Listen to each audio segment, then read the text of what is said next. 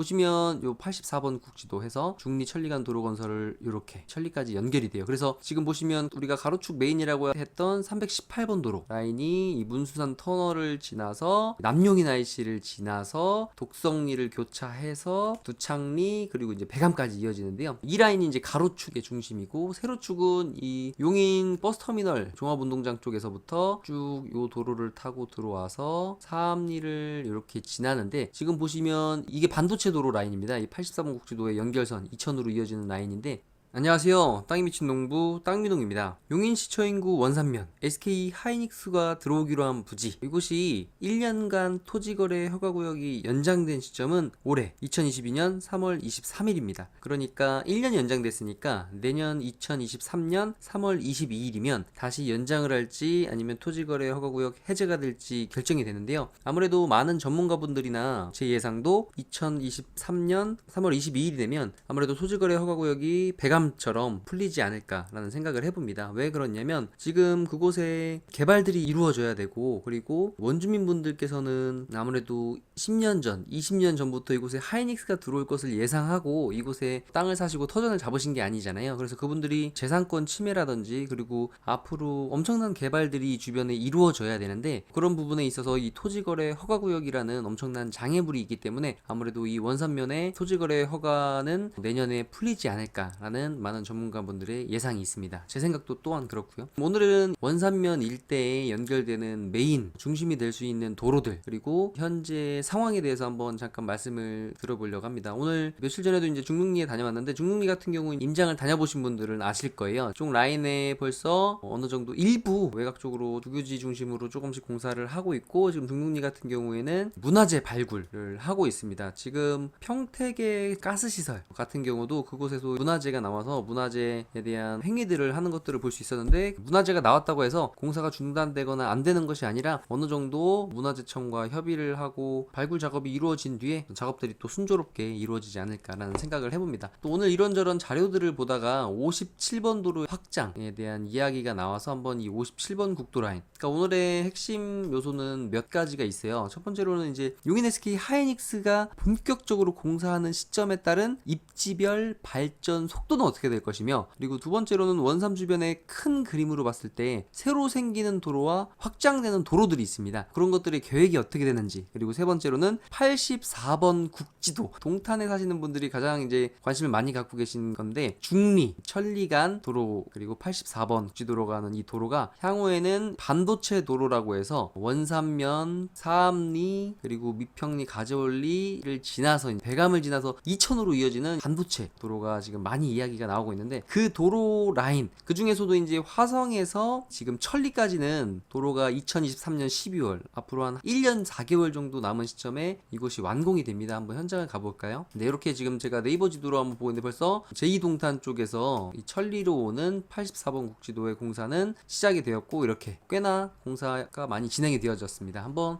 용인시 홈페이지를 가서 보면요, 84번 국지도 건설 중리 천리에 대한 내용이 나와 있고, 지금 이곳을 보면 6.42km 정도 되고, 공사 사업 기간은 2013년부터 2023년, 공사는 약 34%가 진행이 되어졌고요. 그러니까 여기에 대한 이제 스토리들을 저는 쭉 알고 있는데, 그 내용을 오늘 다 하기에는 너무 길어질 수 있기 때문에 일단 이런 내용이 있고, 이제 하나하나 좀 더 깊이 있게 들어가는 시간을 다음 시간에 이 84번 국지도에 대해서는 한번 가져보도록 하겠습니다. 그러면 과연 이 84번 국지도가 6.42km 정도 되는 천리까지 만들어지는데 2013년부터 2023년 12월에 개통 예정이지만, 사실은 그 이전 주민공청이라는 건 2010년부터였습니다. 그러니까 13년 정도 걸렸다는 것을 대략 알 수가 있죠. 그래서 여기에 대한 내용은 다음번에 한번 해보기로 하고요. 그리고 57번 국지도 라인이 이제 확장을 예정한다고 합니다. 그림을 그려놨는데, 용인시 여기 버스 터미널 쪽 잠깐 얘기를 붙이자 보면, 여기도 용인 종합운동장이었는데 이곳에 이제 구도심이 있었고, 그리고 이쪽에 공터였던 부분들은 지금 아파트들이 쭉 들어오는 것들을 볼 수 있습니다. 이것으로 비춰봤을 때 향후에 안성의 종합운동장 사거리들도 이런 아파트 부지들이 들어오지 않을까라는 예상을 잠깐 해보고, 그리고 이 57번 국지도가 여기 보시면 이 종합버스 터미널 쪽 라인으로 해서 이렇게 쭉 용인 예술과학대학교 쪽으로 쭉 올라오는 라인입니다. 이 라인을 보면 시내와도 가깝고 도로들이 잘 되어져 있었기 때문에 이쪽으로 쭉 가면 이제 전원주택이라든지 이 도로 중심으로 해서 보면 산책 코스라든지, 그리고 은하삼 CC라고 굉장히 유명한 또 골프장이 있고요. 이 라인으로 해서 쭉 도로가 잘 구성되어져 있고, 이쪽에 보면 이렇게 이쁘게 카페라든지 전원주택들이 예전부터 많이 형성되어져 있던 곳이에요. 좀 보기 편하게 지적 편집도로 바꾸겠습니다. SK 하이닉스가 들어오는 원산면을 중심으로 봤을 때 북쪽에서 남쪽으로 이어지는 메인 도로 라인이 이 57번 도로입니다. 그리고 가로축으로 연결되는 게 많은 분들이 이제 잘 아시지 못하는 부분이 뭐냐면, 토지 이음이라든지 경기 부동산 포털에 들어가 봐도 아직 바뀌지가 않았는데, 예전에는 원래 요 고척골 마을 있는 요 사거리 이쪽이 원래 IC가 들어온다고 처음에 입지가 예정이 되어져 있었다가 종교적인 문제, 청주교의 성지이다 보니까 아무래도 이쪽에 IC가 생기게 되면 이 서울 세종 고속도로 라인으로 해서 이쪽을 지나서 이 라인에 톨게이트가 생기고 이쪽에 붙여야 되니까 천주교 성지에 민원이 있어서 내려갔다 라는 이야기도 있습니다. 근데 어떤 확정적인 이야기는 아니고요, 그냥 그 현지에 원주민분들한테 들은 얘기인데, 그래서 이게 요 라인에 보면 이제 고려가스라고 있습니다. 여기 정도 지점이에요.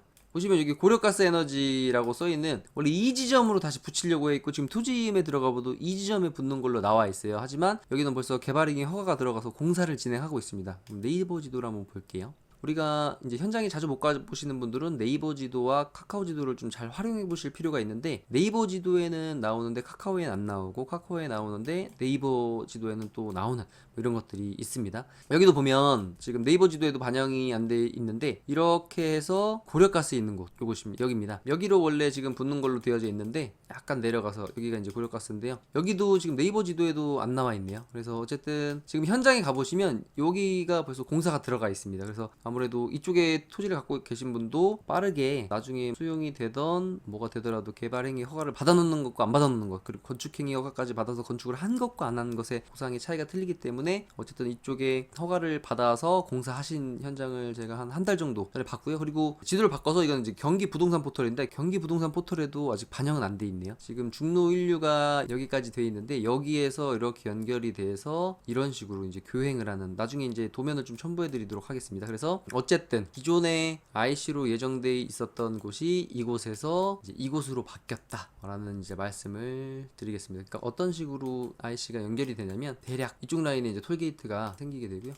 이렇게 내려와서 아까 중로 1류 있는 쪽과 만나서 이렇게 연계해서 교량 형식으로 바로 이 정문으로 들어갈 수 있는 라인이 이렇게 생기게 됩니다. 이제 IC의 위치 같은 경우는 이 주변에 이제 쓸 수 있는 땅이나 살 수 있는 땅이 거의 없기 때문에 그렇게 일반적인 분들한테는 중요한 부분이 아닌데, 저는 지금 보전관리 지역에 이 2차선에 붙은 토지 지주분들을 제가 꽤 많이 알고 있는데, 그분들과 함께 용인시에 있는 서울세종 고속도로 공사 관계 기관도 갔었고요, 도로공사도 찾아갔었고, 여기에 이쪽 안에 있는 현장 사무실도 찾아가 봤고요. 다양한 곳들을 다니면서 제가 얻은 정보들이 있는데, 그 중에 하나가 이 지도입니다. 많은 분들이 궁금해 하셨을 건데, 이 지도가 이제 그 현장에서 제가 발로 뛰면서 찾은 지도인데, 보시면 요 84번 국지도 해서 중리 천리간 도로 건설을 이렇게 천리까지 연결이 돼요. 그래서 지금 보시면 우리가 가로축 메인이라고 했던 318번 도로 라인이 이 문수산 터널을 지나서 남용인 IC를 지나서 독성리를 교차해서 두창리 그리고 이제 백암까지 이어지는데요. 이 라인이 이제 가로축의 중심이고, 세로축은 이 용인 버스터미널 종합운동장 쪽에서부터 쭉 요 도로를 타고 들어와서 사암리를 이렇게 지나는데, 지금 보시면 이게 반도체 도로 라인입니다. 이 83번 국지도의 연결선 이천으로 이어지는 라인인데, 이 라인이 아무래도 이번 용인 시장님과 그리고 이천 시장님 그리고 화성 시장님 등등등 해서 또 특례시의 시장 중에 장이 이제 용인시 시장님이 되신 걸로 알고 있는데, 향후에 지금까지 이 84번 국지도가 한 13년 정도 걸렸어요. 내년 연말에 이제 계획대로 완공이 된다고 해도 13년인데, 향후에 이 도로가 건설되려면 지금 개통되는 구간보다 훨씬 더 긴 구간, 한 3배 정도 되는 구간이고, 굉장히 이 구간이 험난한 구간입니다. 그렇기 때문에 지작물 조사도 해야 될 거고요. 그 다음에 토지 보상 문제라든지 분묘 문제라든지 다양한 문제들이 있기 때문에, 이번 용인 시장님이 계속 반도체 도로에 대해서 이야기는 하시지만 아무래도 그것이 아직 지금 용인시장님 임기 내에는 이것이 이루어질 수 없고요. 이제 어떤 분들이 간혹 용인 특례시장이기 때문에 권한이 훨씬 높기 때문에 빠르게 진행할 수 있지 않냐라고 하시는데, 물론 그것도 맞는 말씀이에요. 그래서 100가지 중에 행정 절차, 우리나라는 선진국이기 때문에 절차라는 게 있습니다. 그런 절차들을 다 진행하려면 아무리 시장의 권한이 강하다 하더라도 절차를 지켜야 되기 때문에 시간은 꽤 소요된다고 보여집니다. 하지만 당연히